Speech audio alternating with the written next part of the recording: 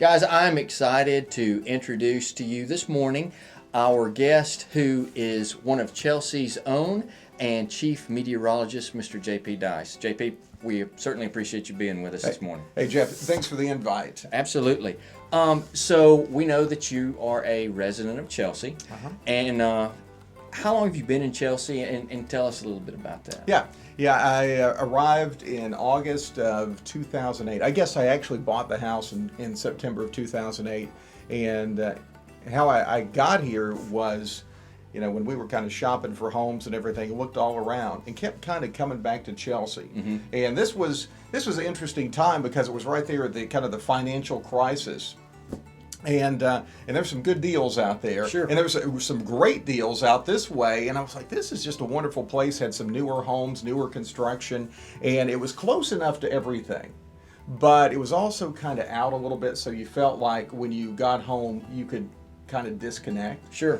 So looked over everywhere and kept coming back to Chelsea. Finally bought a house and been here ever since. Yeah. Well, what did you think about the train tracks? Was that a deal breaker? You know what? When I looked at the house, I kept hearing this train.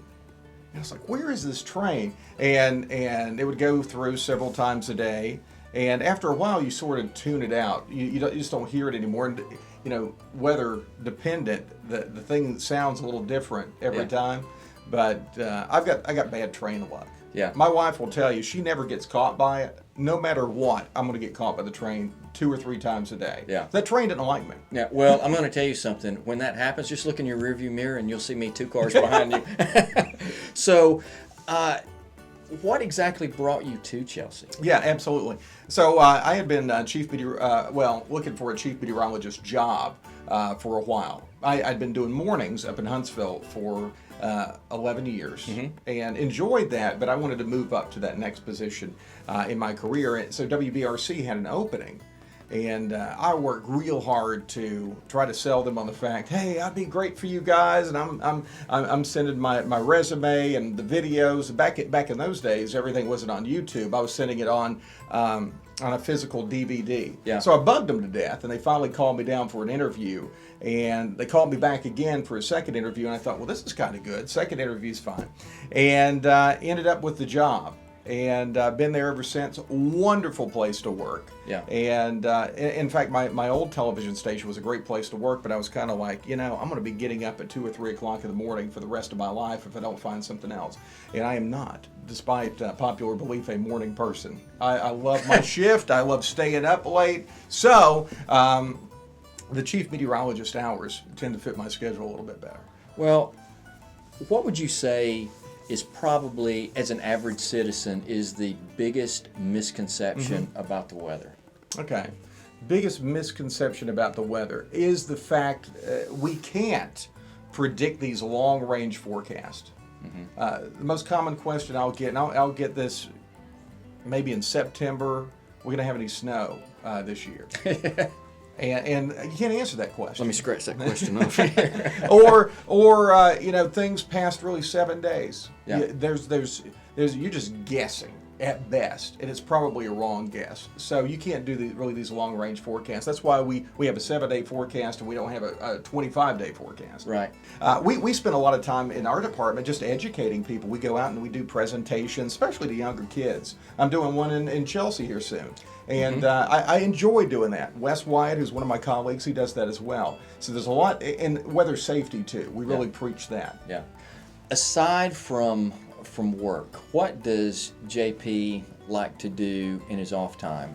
And how do you like to spend the time with your family? Yeah, what I do in my off time, anybody will tell you, when I'm off, I am usually at the airport.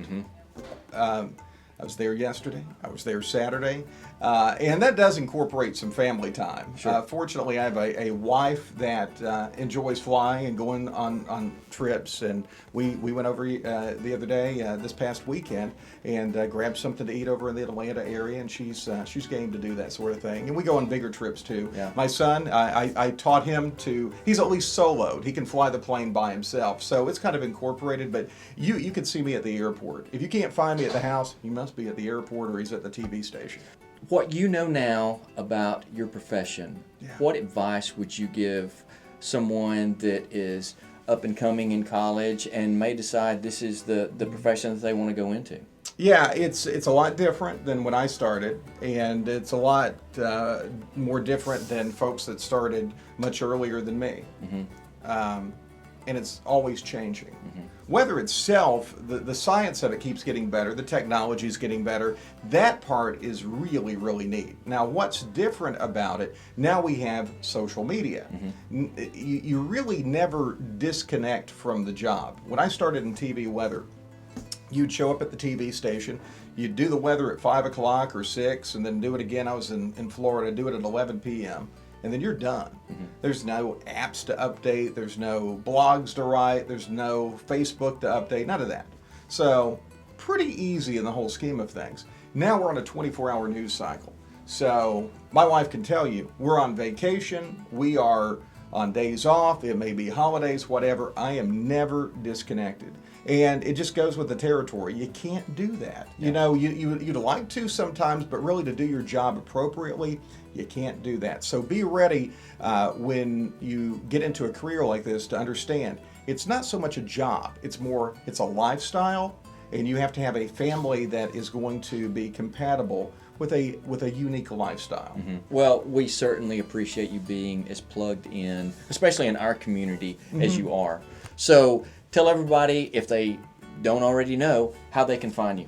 Find me. You can find me WBRC Fox 6. I'm on a lot. Every 6 minutes, I might add. At 4, 5, 5:30, 6, and if you miss that, 9, 9:30, and 10. Well, JP, we certainly appreciate you being with us. Thanks, sir. Hey, thank you. Thank you.